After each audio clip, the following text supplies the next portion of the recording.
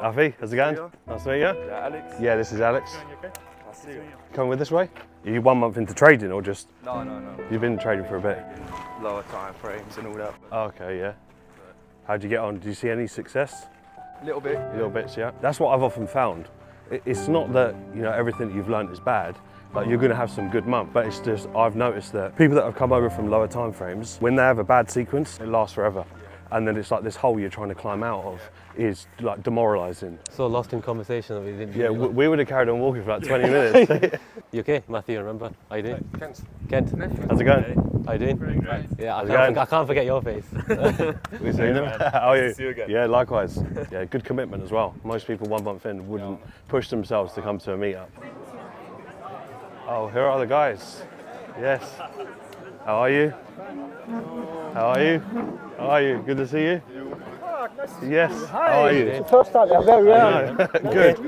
Yes. Thank you very much. Good to see you again. Good to see you. Good to see you. Welcome. Say hello to the gang. Nico, pleasure as always. I was wondering, I was outside thinking, where is Nico? I was thinking, he must be here early. He is. I've been up late, man, doing my watch list. Really? Yeah. Very new for us. Whereabouts are you from? I'm from Frankfurt, Germany. Oh, okay. How long did it take you to get here? It took me about 5.5 hours. Oh, okay, so it's quite a little bit of I think I get here quicker than you. From the You were UK. flying. I was in the car. I was doing 250 on the Autobahn. Okay. Flying here. That's good. Well, all the guys are over there. I'm just going to organise something over here to get some drinks over Yes, and make yourself very at nice. home. When you enter. So we're going to do like. I'm asking you like, what's your name? Because I've got my old journal, and I read through it again the other day for the first time, which is nearly 9 years ago. No, exactly 9 years ago. Yeah. So this vision was 9 years ago, and now we're here. Because literally 2 more people that are exactly the same mentally as you, in the sense of like they struggle with sometimes getting into trades or flow, etc. That's just broke the ice for them completely. So try it. And then what I would do is I would stick to that point 1 on trades that normally you would hesitate on. That you think, okay, I'm not really in the best state of mind to take this trade or whatever. Just take it on point 1 and then build it. You know what a good quality trade is, right? So, and then the trades that you know are like your bread and butter, clean trades, just stick to your standard risk on them and watch the difference it makes. Right, so that could have been a loss avoided. But it's good, at least you've taken it. I wouldn't beat yourself up over taking a trade and making a mistake. But a mistake is only bad if you don't learn from it. That's it. It's a lesson learned. Because you would have made a mistake like that or more if no one told you later on, and it would have damaged you more. You know, so it's better to be earlier on. But at least you're thinking the right way. You know, I think a lot of the times we don't realise that when you're in something like this, like I watched this clip the other day, and it was actually of did you ever watch the US Office? It was like a comedy, like sort of sketch for years and years, and he was just like, I wish I knew that you was in the good old days when you were in them. I wish there was a way to know you're in the good old days before you've actually left them. As in, like, so many years passed and you realise that if you think back 5 years ago, maybe when you had less stress and you had less things going on, you think, I weren't really in the moment when that was happening. But I thought about that as I was doing this, as in, like, 5 years went by like that, we're now 8.5, and I didn't realise in the time it was the same thing. And I think it's a lot for like little moments and meets like this. When you're trading 7 figures and you're living a life, it's like, you got to enjoy every little increment. Like when you're at an Amsterdam meetup, when you're here, you know, your first funded payout, like whatever it is, you got to enjoy it every single level. That's one thing I didn't, because I was just so in the thick of it, I had no one to talk to. So my journey was quite isolated. It was similar to this, right? And I've been training for a while, and through all of those years, bearing in mind that was like, what, 9 years, 10 years into my journey, I didn't know anyone. And then my brother said, oh, have you heard of these guys? I was like, no, I've got no idea. Like, I'm that isolated, I don't know any traders, nothing. And I'm trading my investment, I'm doing pretty well, but I still thought my standard is no way near what other traders are doing. Like, I had this perception that people are trading like 55 million, 60 million, so for me, even in like multiple high 6 figures, I'm a little fish compared to like the bigger pond.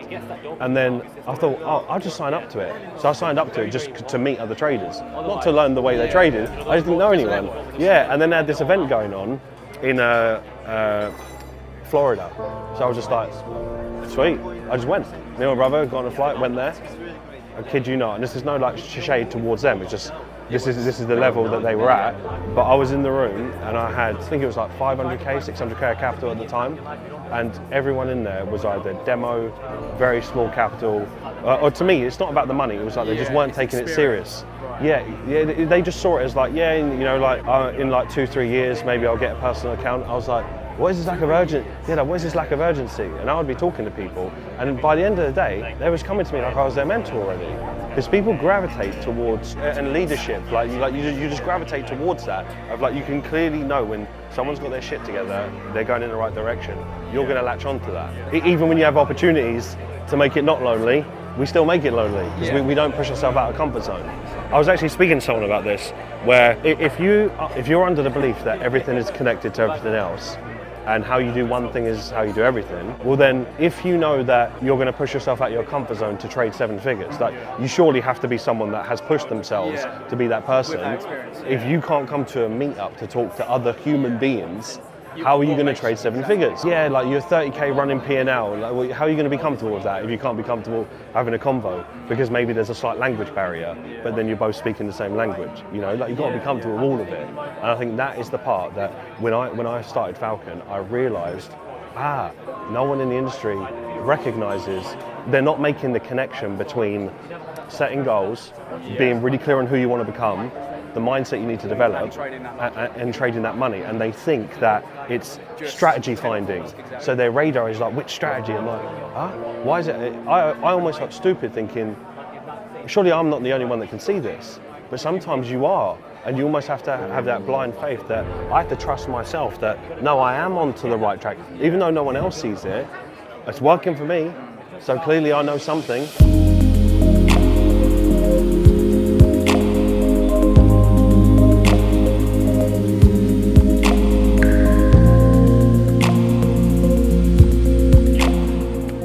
Thank you. Nico's paying. As the only person who's living in Berlin, welcome to Berlin. Thank you very much. Your goals, all of your goals for the next however many months for the rest of the year, that's why I want to bring the energy in, because it is impossible that you can't manage that and achieve that goal by the end of the year. It's impossible. Tell me why you can't.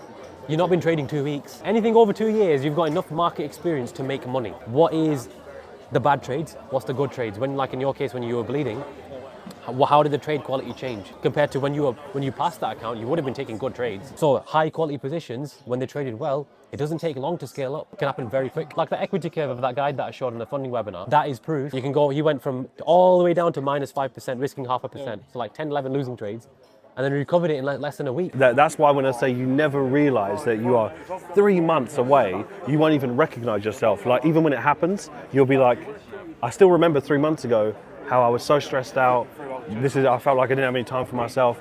Suddenly you've now got more time. You've got more bandwidth. You can deal with the pressure more. If I was you, do you know what I was thinking as you was talking? Is that you are someone who hasn't found a way to find joy and gamify the really boring stuff. So right now your mind is on a frequency of thinking about, it's almost going the negative way of I don't get time for myself. It's on a low frequency, where when I get stressed about certain things, like we had a drain block the other day, blocked all around our house, and we don't have a simple house, so you have to call someone out, they have to get this big lorry, it's quite complex. I was just on the way of going out, and I had to go to London. I said, oh, it's fine. Whilst I'm like 10 minutes away from missing the train now, I'm on the phone knowing that if I don't leave in about 180 seconds, I'm gonna miss the train. And then she's talking on the phone really slow. I was like, yep, this is the address, come to this. And I'm looking at my time going, I need to leave. And I also need to communicate to my mum after, just in case someone comes. It's not a strange lorry, you need to let them through the gate. And the seconds are going down and down and down, and I'm not stressed at all. And I'm just like, right, yep, 100 seconds, 60 seconds. And then I went and I got the train. And I was like, interested. I just say that it seems really simple, but if you can be so calm when everyone else would expect you to be stressed, you will win. You absolutely will win. And you have a blessing. You have a child and another child on the way. Yeah, that's a huge blessing that is training you to Yes. To be able to, yeah, he knows, right? Look, it's good to have your space. It's good to, I know what we mean by reset, but you need to consult, you need to talk to yourself and say, how can I get out of this situation? Because you know yourself better than anybody else does. And when you think like that consistently, problems very rarely affect you. It will work for you. That's why I get so frustrated if someone would get like 60k account, and thankfully it doesn't happen often, where they'll become a portfolio asset manager, 2 weeks they blow it. That is the one thing that pissed me off so much, is that we've done all of this work, and then you done all of that work as well to get there, just to fuck it all up in 2 weeks. How did you manage that? And then I'll look at it and it'll be like 1% risk, 1.2% risk. I'm like, everything you was taught, you're going against. So it's not that you were unlucky and you got the wrong sequence of losses. Like, you went out of your way to go against everything you was taught. So it's having that. Luckily, I feel like everyone is quite switched on. It's a very small percentage of people that get in that headspace. And when I dig a little deeper, it's because like they're just broken up with their wife, or like, I'm not justifying it, but I'm saying something happened to make them go so far off course that they just sabotage. I don't mind if someone loses that tried to do it in the controlled, careful way. I'm like, look, it is what it is. We'll bounce back. We'll go again. But how you lose is more important. Otherwise, it's difficult to recover. I've seen people like Sonny, for example, who succeeded, who learned slowly and still found a way to do it. And I can honestly say, throughout every year, every part, he never moaned in a way that he was like disappointed and judgmental of, I'm not where I want to be because of like Mark or Falcon. Never once pointed the finger towards me or anyone else. Even when he wasn't where he wanted to be, he would say like, look, I'm a bit frustrated, I haven't learned this yet. But it was nothing to do with like, oh, I've lost confidence in the strategy, or I've lost confidence in the trading. Never that bullshit. It was just, how do I get better as a person? And I was like, that's that mentality, I said, is always going to pay you dividends in the future. And then it did. And look, I'll check this out. He's never even seen this. So, right, so see that? That's Stolny. The 30th of the 11th, 2016, right, so pre-Falcon. And he's sending me like trades that he's taken, because I was helping him, right? We go to the next one, right? That's that message saying, good feeling knowing that your lessons have helped so much. Cheers, mate. That's only in 2016.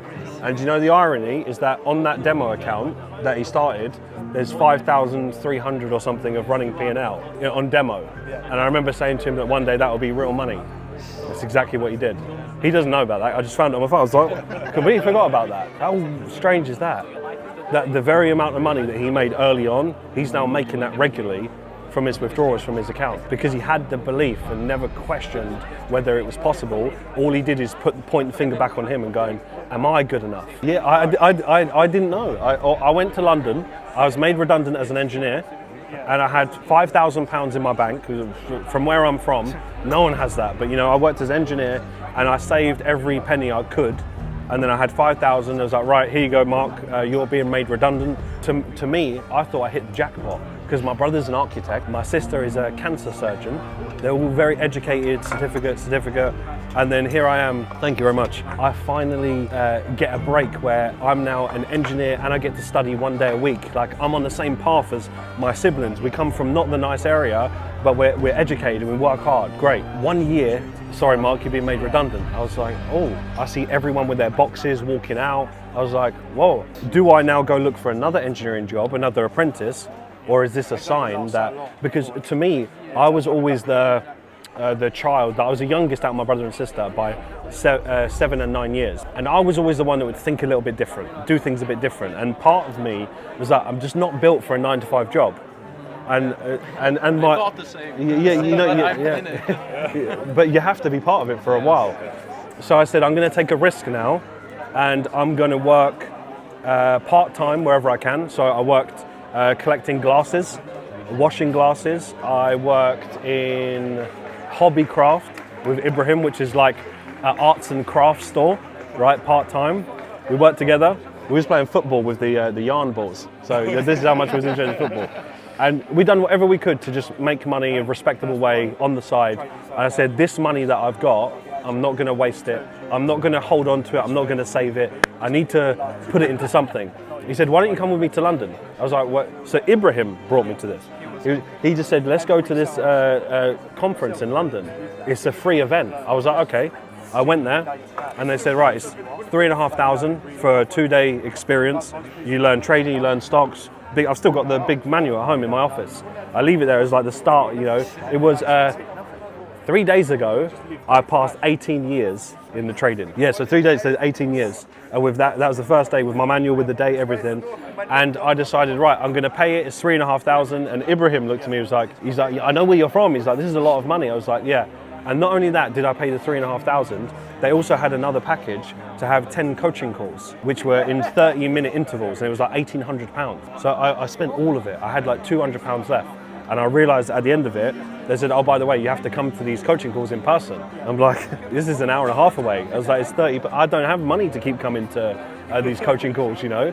So they said, oh, we make an exception, and they've done it on Skype. But whenever I could, I would get to London to this station, and then I would walk 1 hour just so I don't have to go to that. So I'd done like £11 just to get there and back, and then I would walk the rest of it just so I could like afford to go and do it. And then that was it. I just said, look, right, I've burnt the bridge now. Trading has to work for me. So when people come to me in this really comfortable way that I want to learn to trade, but you know, I've got £10,000 in the bank. I know mindset's important, but I'm not ready for it yet. I don't want to do rewired. I don't want to do a coaching call. I'm like, you don't want to be successful. I'm giving you the pathway. Like, we just hit 10 million on the fund. You don't do that by accident. It's never been clearer for you to be successful. And I can't relate because I come from nothing and I was willing to put every penny I had on the line. So I can't relate to this mentality. I can only be honest with you. I would be lying to you if I said, oh, do you know what? Yeah, I understand. I don't understand. Because all I understand is all or nothing, and that's what it takes to make it happen. Like when you was in musical theatre, all or nothing, because it's only a small percentage of people that will ever make it. It's the same with trading.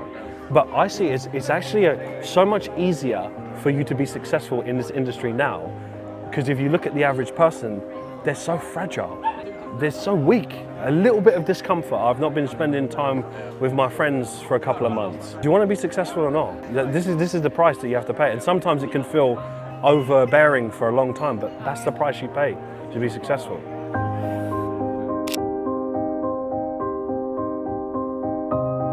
Within like 2-3 years, you now generally have people that you know in like maybe 5 different continents. And as you start to improve and do better, when you have more freedom, you can go and just go meet up for a coffee. And you might find you have a stronger connection with someone that you would have never ever even knew. Like you, Stonley, for example. If you didn't learn to trade, you'd never know Stonley, but you live so close to each other. And Jordan's at that advanced level now where he's so close to passing funds. Literally so close. And that accountability partner, and we ended up training together. Yeah, and that's what I like about the community, that you can find people who are close by, because he lives in locally as well, where you can just... You actually build lifelong friendships. Yeah. That's what I like about a community. It's why I built it in the first place.